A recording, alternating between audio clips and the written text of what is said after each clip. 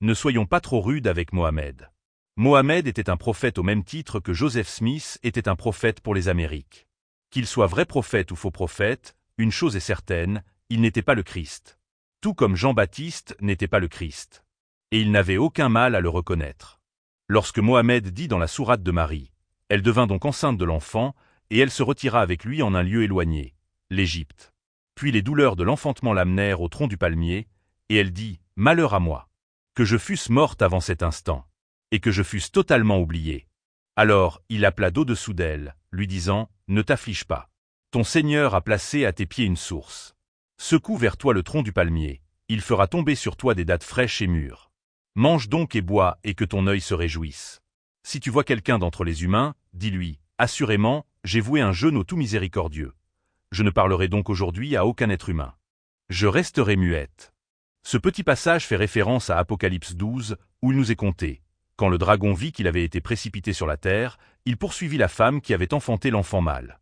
Et les 2 ailes du grand aigle furent données à la femme, afin qu'elle s'envolât au désert, vers son lieu, où elle est nourrie un temps, des temps, et la moitié d'un temps, loin de la face du serpent. La nourriture qu'elle reçut, durant ce temps, sont comme les dattes fraîches et mûres que Allah lui fit tomber du palmier. Et, de sa bouche, le serpent lança de l'eau comme un fleuve derrière la femme, afin de l'entraîner par le fleuve. Le fleuve lancé par le dragon est comme la source d'eau que Allah plaça sous ses pieds. Et la terre secourut la femme. La terre est comme le palmier ici. Et la terre ouvrit sa bouche et engloutit le fleuve que le dragon avait lancé de sa bouche. Et le dragon fut irrité contre la femme. Car la femme avait blasphémé contre le dragon en disant, « Un grand signe m'est apparu dans le ciel. Je me voyais, moi, Marie, enveloppée du soleil. Qui n'est autre que le Christ. La lune à mes pieds. Cette lune est le grand dragon Allah. Et une couronne de 12 étoiles sur ma tête. Elle devenait reine d'Israël. C'est une parjure pour le dragon. Car qui peut être au-dessus de lui? Qui peut être au-dessus d'Allah? Certainement pas une femme, mais la Vierge qui est plus pure que bon? » Alors Allah s'en alla faire la guerre au reste de sa postérité. Il fit la guerre à ses frères et sœurs, mère et père, toute la famille d'Israël qui sont restés muettes. À ceux qui gardent les commandements de Dieu et qui ont le témoignage du Christ. Vous avez reçu, comme témoignage, Jésus, lorsque Marie fit un signe vers lui le bébé. Ils lui dirent, « Comment parlerions-nous à un bébé au berceau ?» Mais le bébé dit, « Je suis vraiment la parole d'Allah. Il m'a donné le livre et m'a donné l'enseignement.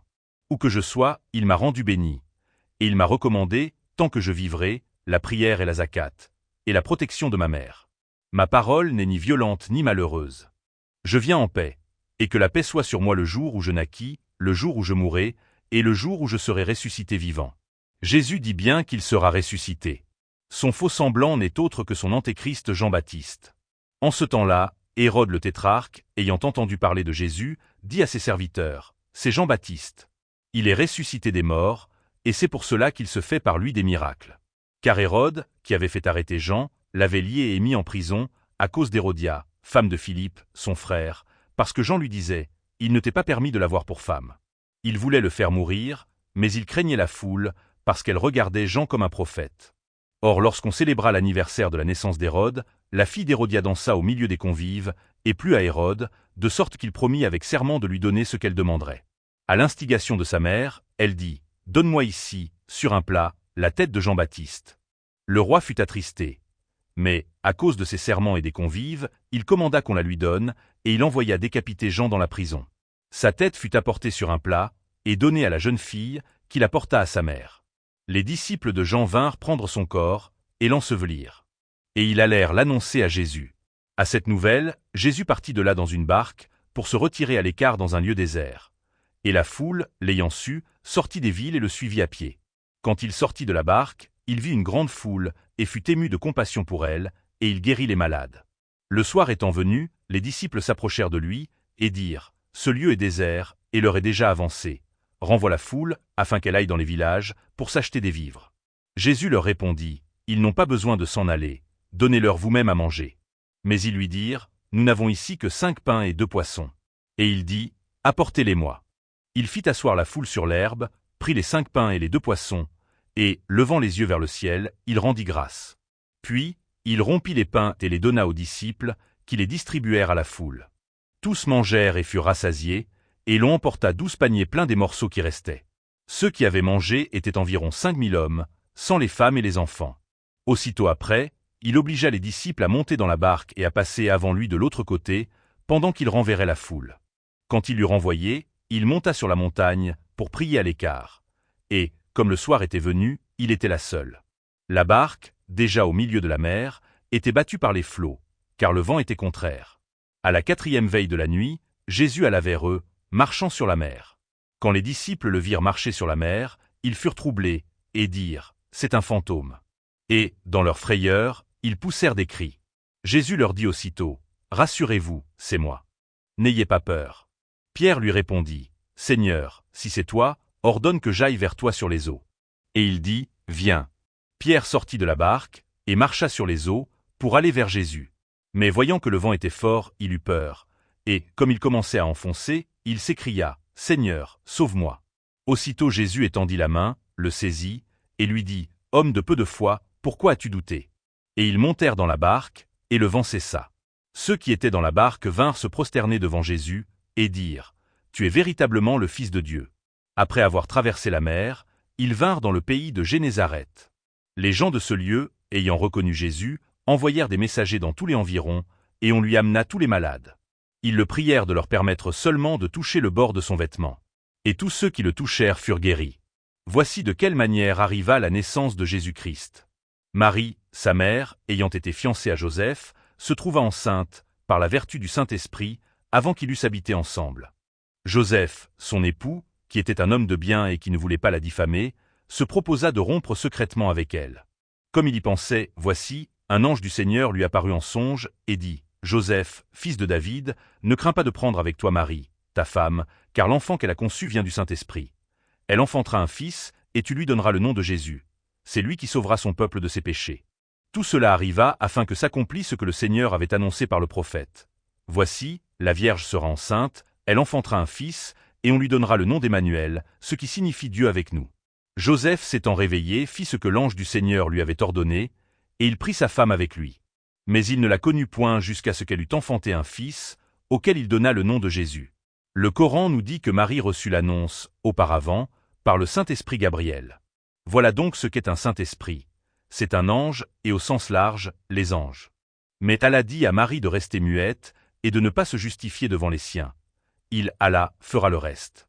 Il avertit Joseph en rêve et fit confesser Jésus, lui-même, malgré qu'il était au berceau. C'est pourquoi Allah rappelle à Mohammed de mentionner Marie, dans le Coran, car elle était une véridique. Quand elle se retira de sa famille en un lieu vers l'Orient, elle mit entre elle et eux un voile.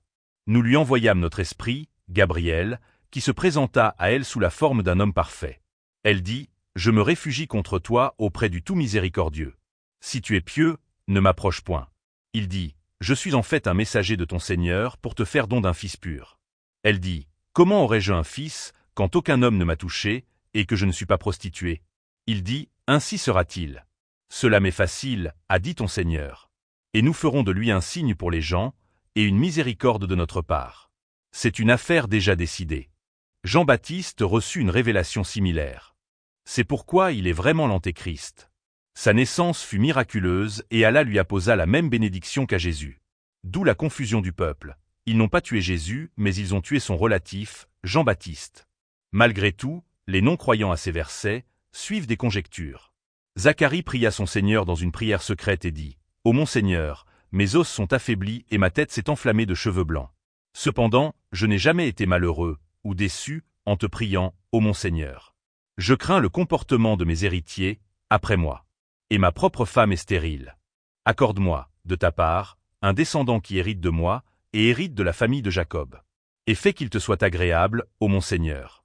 Ô Zacharie, nous t'annonçons la bonne nouvelle d'un fils. Son nom sera Jean-Baptiste.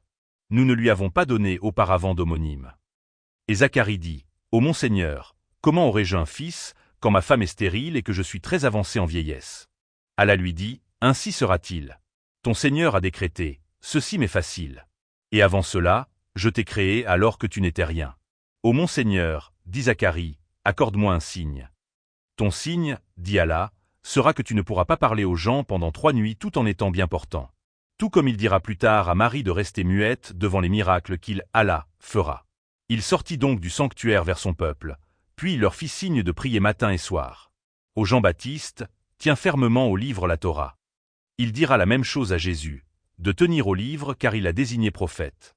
Nous lui donnâmes la sagesse alors qu'il était enfant, ainsi que la tendresse de notre part et la pureté. Il était pieux et dévoué envers ses pères et mères, et ne fut ni violent ni désobéissant.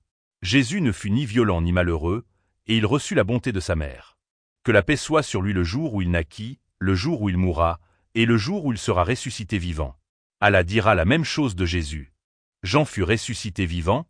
Nous savons qu'il y avait 2 Jean dans la vie de Jésus, Jean-Baptiste, le précurseur, qui annonça sa venue, et Jean l'évangéliste, le bien-aimé, qui révéla le mystère de son identité. La Bible ne nous dit cependant pas s'il s'agit du même. Hélas, personne ne connaît le mystère de sa résurrection, car il était affilié à Jésus, il était le précurseur de Jésus, et il était pressenti pour jouer un tour à la foule. Tout ce que nous savons, c'est que Allah n'avait pas donné l'homonyme de Jean, avant que Jean-Baptiste ne naisse. La même chose peut être dit du nom de Jésus. Tout en eux était similaire, du berceau à la résurrection. Pourquoi dans ce cas il y aurait plus d'un Jean? N'est-ce pas le même Jean le prophète, et Jean l'apôtre qui furent ressuscités des morts? C'est plausible. Leur distinction est rarement faite dans la Bible. Marc 6 nous dit que si Jean-Baptiste n'était pas ressuscité dans la chair, il était, en revanche, ressuscité dans la parole d'Hérode. Ayez foi en Allah, et suivez le Christ. Car le Christ est visible et Allah demeure invisible.